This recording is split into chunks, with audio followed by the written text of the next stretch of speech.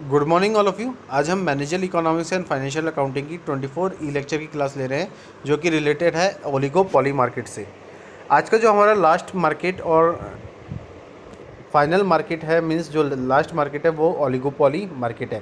पहला जो हमने मार्केट पढ़ा था वो परफेक्ट कंपटीशन पढ़ा था, दूसरा पढ़ा था मोनोपॉली, थर्ड हमने पढ़ा मोनोपॉलिस्टिक कंपटीशन और फोर्थ जो हम पढ़ने वाले हैं वह है ओलिगोपॉली मार्केट।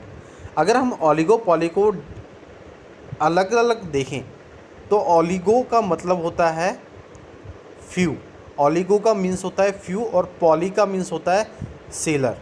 ऐसे ही अगर हम मोनोपॉली को देखते हैं तो मोनो का मीन्स क्या होता है सिंगल और पॉली का मीन्स होता है seller, means single seller. Monopoly means single seller. ऐसे ही यहाँ ओलिगोपॉली को हम देखें तो ओलिगो का मतलब होता है फ्यू और पॉली का मीन्स होता है सेलर। तो जो टर्म है ओलिगोपॉली उसका मतलब है फ्यू सेलर। कि इस मार्केट के अंदर हम देखें ओलिगोपॉली मार्केट के अंदर तो यहाँ पे फ्यू ही सेलर्स होते हैं मार्केट के।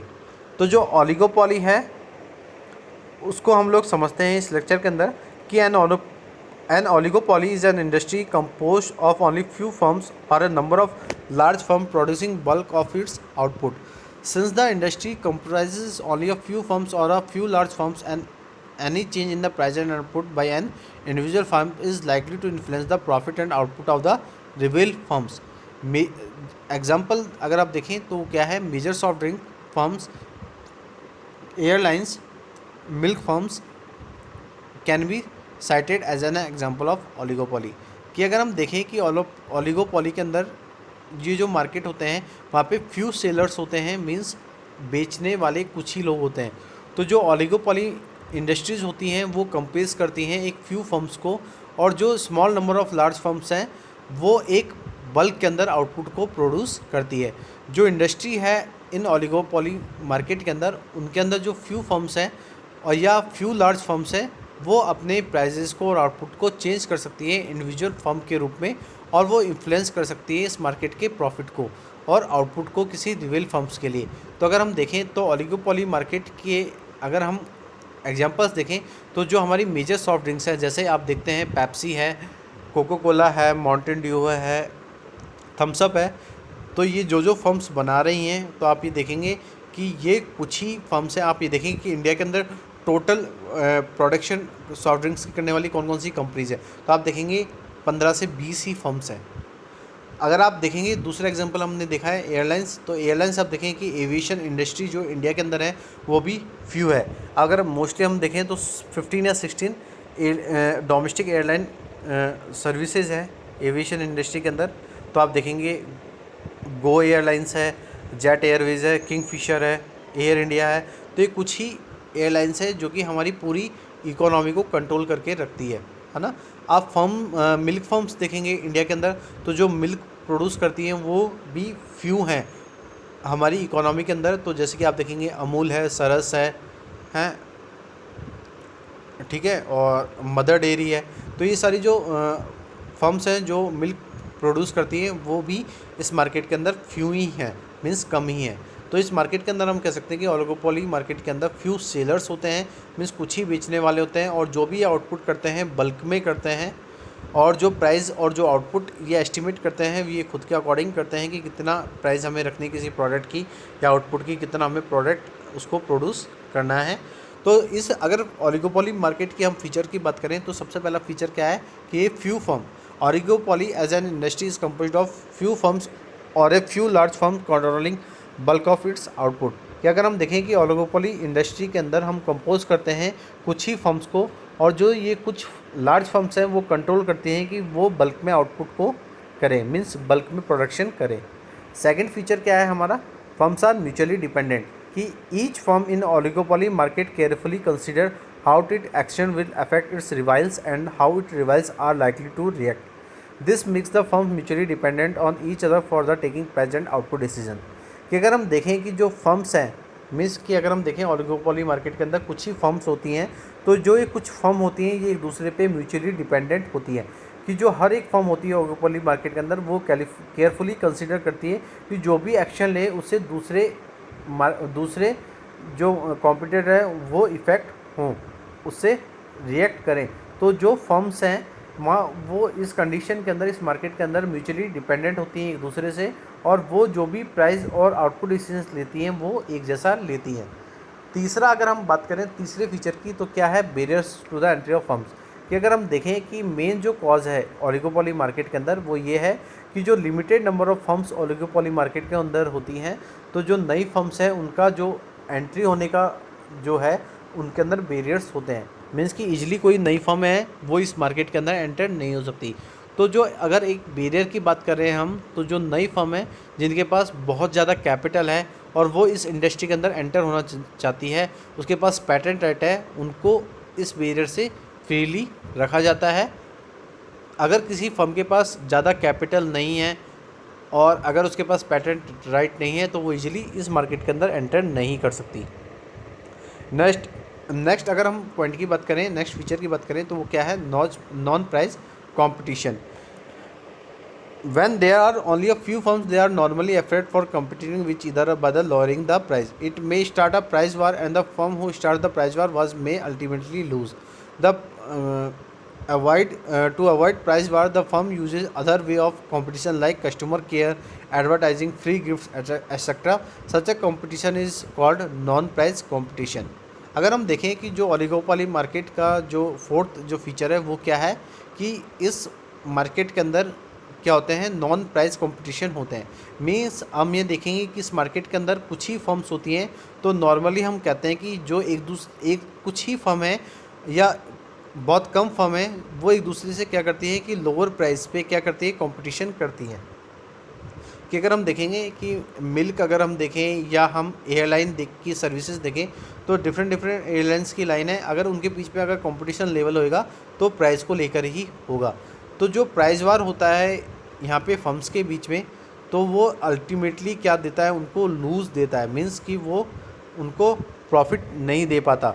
तो अगर किसी फर्म प्राइस वार कर रही है या लोअर प्राइस पे अपने प्रोडक्ट्स को अवेलेबल कराती है तो वो हमेशा लॉस खाएगी। तो अगर हमें प्राइस वार को अवॉइड करना है तो फर्म्स कुछ कंपटीशन को बनाए रखने के लिए कुछ चीज़ें यूज़ करती है, जैसे कस्टमर केयर दे रही है आपको, कस्टमर सर्विसेज दे रही है, एडवर्टाइजिंग दे रही है आपको उस प्रोडक्ट के रिगार्डिंग। अगर आप वो कोई प्रोडक्ट की सर्विसेज ले रहे हैं तो आपको फ्री गिफ्ट्स दे रही है। तो इस तरीके से वो इन कंपटीशन को बनाए रखती है, जिनको हम नॉन प्राइस कंपटीशन कहते हैं। इसके बाद अगर हम देखें तो जो टाइप्स हैं ओलिगोपोली मार्केट के, उनको हमें समझ लेना चाहिए। अगर हम बात कर रहे हैं टाइप्स ऑफ ओलिगोपोली की, तो जो पहला जो टाइप है वो है प्योर और परफेक्ट ओलिगोपोली। कि through it is rare to find pure oligopoly situation, yet cement, steel, aluminium and chemical producing industry approaches pure oligopoly. अगर हम अगर ओलिगोपोली मार्केट की बात करें तो प्योर और परफेक्ट ओलिगोपोली है।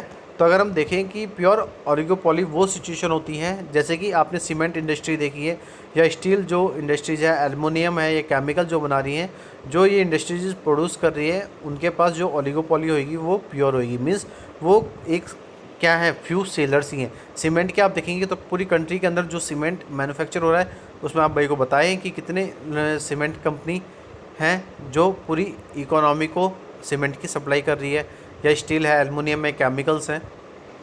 तो इस तरीके की जो मार्केट होते हैं उनको हम प्योर ओलिगोपोली या परफेक्ट ओलिगोपोली कहते हैं। दूसरा क्या है, इम्परफेक्ट और differentiated oligopoly. If the firm produce differentiated products, then it called the differentiated or imperfect oligopoly. Example: passenger cars, cigarettes, soft drinks. The goods produced by the different firms have their own distinguishing characteristics, yet all of them are close substitute of each other. अगर हम देखें कि जो imperfect oligopoly या differentiated oligopoly market होते हैं, तो ये जो फर्म्स हैं ये प्रोड्यूस करती हैं differentiated products, mean different product. तो अगर हम कहें तो ये जो डिफरेंशिएटेड प्रोडक्ट्स जो फर्म प्रोडक्ट करती हैं उनको इम्परफेक्ट ओलिगोपोली कहते हैं हम लोग। कि अगर हम एग्जांपल समझें कि अगर ऑटोमोबाइल इंडस्ट्री की अगर हम बात करें, जो कार बना रही हैं जो कंपनीज़, तो आप देख रहे हैं कि वो डिफरेंट सेगमेंट में करा रही है। पैसेंजर कार्स भी बना रही हैं, डिफरेंट कार्स भी बना रही है। सिगरेट आप देखेंगे जो मार्केट में सिगरेट सेल हो रही है, या सॉफ्ट ड्रिंक्स जो सेल्स हो रही हैं वो भी डिफरेंट प्रोडक्ट्स से या डिफरेंट ब्रांड से हो रही है। तो जो भी गुड्स हम प्रोड्यूस कर रहे हैं डिफरेंट फर्म से, तो वो डिफरेंट कैरेक्टरिस्टिक्स को बताती है। तो यहाँ हम देखते हैं कि डिफरेंट क्लोज सब्स्टिट्यूट होते हैं हमारे पास प्रोडक्ट के। कि अगर आप देखेंगे कि सॉफ्ट ड्रिंक्स है तो आपके पास बहुत सारे क्लोज सब्स्टिट्यूट है। अगर आपके पास पेप्सी अवेलेबल नहीं है मार्केट में, तो आप ड्यू ले लेते हैं, ड्यू अवेलेबल नहीं है, कोको कोला परचेज़ कर लेते हैं। कोको कोला अगर आपके पास कोको कोला भी मार्केट में नहीं है तो आप थम्स अप ले लेते हैं। तो आपके पास देखेंगे कि वहाँ पे इस मार्केट के अंदर जो सब्स्टिट्यूट चीज़ें हैं वो बहुत ज़्यादा अवेलेबल होती हैं। तो हम ये कह सकते हैं कि ये जो ऐसे मार्केट होते हैं वो इम्परफेक्ट ओलिगोपोली को बताते हैं। थर्ड जो है वो है collusive oligopoly. Collusive oligopoly market वो ओलिगोपोली मार्केट होते हैं जिसके अंदर जो फर्म है वो कॉर्पोरेट करती है एक दूसरे को प्राइस को डिटरमाइन करने के लिए और आउटपुट को डिटरमाइन करने के लिए। कि जो फर्म्स एक दूसरे को कॉर्पोरेट कर रही हैं और वो कॉर्पोरेट किस लिए कर रही हैं कि वो उस प्राइस को डिटरमाइन कर सकें और आउटपुट को डिटरमाइन कर सकें। तो इन जो ओलिगोपोली मार्केट होते हैं उनको कोलिजिव ओलिगोपोली या कोऑपरेटिव ओलिगोपोली मार्केट कहते हैं। तो अगर हम थर्ड जो पॉइंट पढ़े थे कोलिजिव ओलिगोपोली को, तो हमने ये देखा कि कोलिजिव ओलिगोपोली वो फर्म अडॉप्ट करती हैं जो एक दूसरे के साथ कोऑपरेट करती हैं और अपने प्रोडक्ट या प्रोडक्शन या आउटपुट और प्राइस को डिटरमाइन एक साथ करती है। और नॉन क्लूसिव ओलिगोपोली कौन सी ओलिगोपोली होती है कि जिसके अंदर जो फर्म्स हैं वो ओलिगोपोली मार्केट के अंदर कॉम्पीट करते हैं एक दूसरे से। मीन्स कि इस मार्केट के अंदर क्या करते हैं कि जो फर्म्स हैं वो एक दूसरे के बीच में कंपटीशन बनाती हैं, कंपटीशन करती हैं। तो इस कंडीशन में आप देखेंगे कि जो हर एक फर्म है या हर एक जो कंपनी है वो डिफरेंट ब्रांड्स हमें दे रही हैं, डिफरेंट प्राइजेस पे हमें प्रोडक्ट अवेलेबल करा रही है। मतलब कि कोई फर्म चाहे तो लो प्राइस पे ही आपको प्रोडक्ट अवेलेबल करा रही है क्योंकि वो कंपटीशन में रहना चाहती है। तो इस कंडीशन में आप देखेंगे कि इस तरीके के जो ओलिगोपोली मार्केट होते हैं जो एक दूसरे के से कॉम्पीट करते हैं तो उनको हम नॉन कोलिजिव या नॉन कोऑपरेटिव ओलिगोपोली मार्केट कहते हैं। तो आज के लेक्चर के अंदर हमने ओलिगोपोली मार्केट पढ़ लिया है जो कि हमारा फोर्थ मार्केट स्ट्रक्चर का टाइप है। और आज ही हमने इस यूनिट 4 को भी कंप्लीट कर लिया है जो कि मार्केट स्ट्रक्चर और टाइप्स ऑफ मार्केट से रिलेटेड था और जिसके अंदर हमने प्राइसिंग थ्योरी को भी समझा, प्राइसिंग किस तरीके से सेट की जाती है, किस लेवल पे सेट की जाती है। तो आपने देखा कि परफेक्ट कंपटीशन और मोनोपोलिस्टिक के अंदर जो डिमांड है उसमें प्राइस को कांस्टेंट रखा जाता है क्योंकि हमारे पास एक जैसे प्रोडक्ट अवेलेबल होते हैं मार्केट में। तो आज के लिए इतना ही। Thank you so much and have a nice day. और मैं आप लोगों को बता देना चाहता हूँ कि अब हम नेक्स्ट जो है वो अपने जो हमारा इस मैनेजर इकोनॉमिक्स में जो मैनेजर इकोनॉमिक्स का जो पार्ट था वो हमने कंप्लीट कर लिया है। अब जो हम रिमेनिंग जो यूनिट 5 के अंदर जो पढ़ेंगे वो अकाउंटिंग से मीन्स फाइनेंशियल चीज़ों से या फाइनेंशियल अकाउंटिंग से रिलेटेड टॉपिक्स को पढ़ेंगे। वहाँ पे हम अकाउंट के कुछ कंसेप्ट्स को पढ़ेंगे, कुछ कैपिटल बजटिंग टेक्निक्स को पढ़ेंगे, फर्म्स किस तरीके से अपना फाइनेंशियल पोजीशन गेन करती है, किस तरीके से प्रॉफिट और लॉस को चेक करती है, किस तरीके से फर्म अपनी एक मार्केट के अंदर पोजीशन को गुडविल को बनाए रखती है। तो उन सब चीज़ों के रिगार्डिंग हम यूनिट 5 में स्टार्ट करेंगे जो कि फाइनेंशियल अकाउंटिंग से रिलेटेड होएगा। और हमने जो मैनेजर इकोनॉमिक्स का जितना पार्ट था वो यूनिट 4 तक कंप्लीट कर लिया है। आज के लिए इतना ही। Thank you so much and have a nice day.